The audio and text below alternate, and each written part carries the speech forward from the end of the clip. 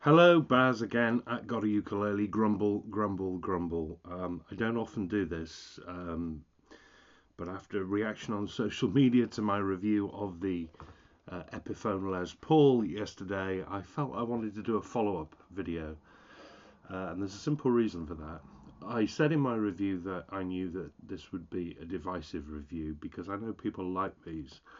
I don't understand why they like them, but they do like them. I didn't realise, though, that people would get quite so vehemently opposed to me saying that I didn't like the sound of it. And more than that, I had people messaging me suggesting that I was out to deliberately ruin Epiphone's business. I think Epiphone have got bigger things to worry about than me. But really, the comment that was quite common was people saying, I've played this against a insert ukulele name here, Carla, Ohana, whatever, instruments I've played, and it sounds just as good, if not better. And I thought, hang on, am I going mad? Because to my ears, it doesn't sound anything like those instruments. It really doesn't sound very good at all. So I thought I'd do a head-to-head with a bunch of instruments that I've got knocking around here, cheap priced ones, but just to give you an idea, you tell me which one you think sounds better. I know this is subjective, but there we are. It seems pretty clear to me. There's no agenda here. This just doesn't sound very good. But you tell me. Have a listen to these sounds. This is going to get a bit repetitive. I'll play the same sort of pattern back and forth between the Les Paul and various other instruments. So let's kick off. So first up, the Omega Music Zedro, quite a bit more expensive than the Les Paul. This is about £180, but I chose this one because I used it in the video yesterday as a comparison, but secondly because I've had some people suggesting that the Les Paul sounds just as good as some instruments that cost considerably more than this. But have a listen. So the Zedro.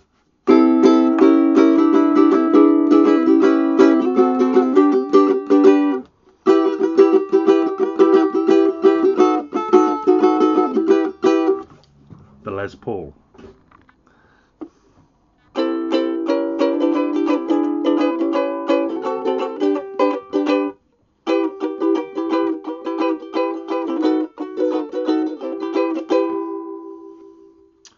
Next up, this is the Cloud Music HM12, similar sort of price to that Zedro. An instrument that I said didn't sound that loud.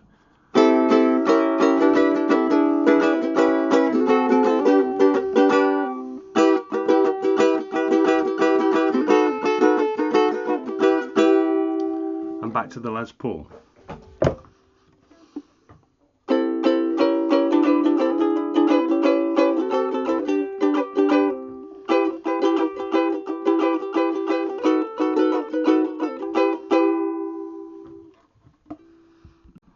Next up, this is a laminate-bodied instrument by Lanny, about £100. It's the LC55. I said that this was a very quiet instrument.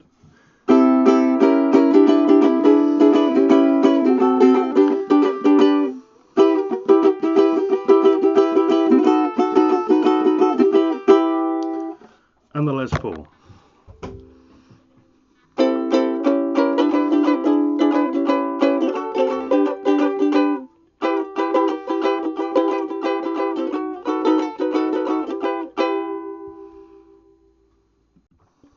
Another one, an Ohana SK10 laminate mahogany, £60, cheaper than the Les Paul, entry level Ohana ukulele.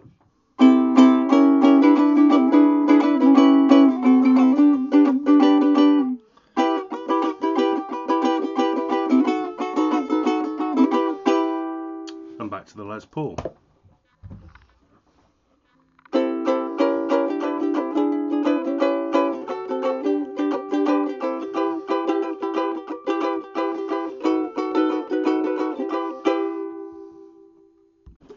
Just for a bit of fun, the Show and Hut, an instrument that I gave probably one of the lowest scores I've ever given to on GotAUkulele. These cost about 20 quid.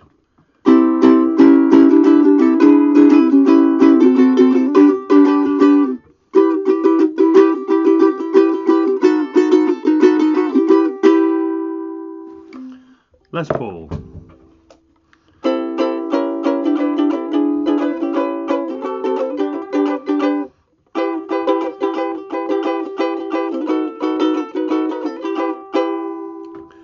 Now I could go on, but please tell me, because if I'm wrong and you genuinely think that this sounds exactly the same as all of the others or better, I need to visit the doctor and have my ears looked at. How? Please, this isn't just subjectivity. It doesn't sound anything like those other instruments. I've had people say, well, just change the strings on this, that will sort it. Well, my reviews always review instruments based on the strings that they come with.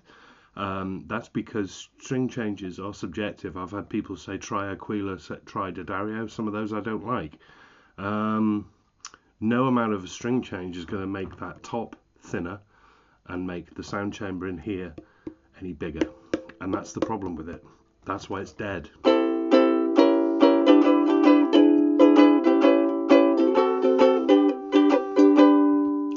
Sorry, Epiphone, but please, if you disagree with me because you like the look of it, fine. But please don't tell me that this sounds as good as... Well, it doesn't even sound as good as a 20 quid Schoenhardt. It doesn't sound as good as a £60 Ohana entry level. Or is it just me? Tell me.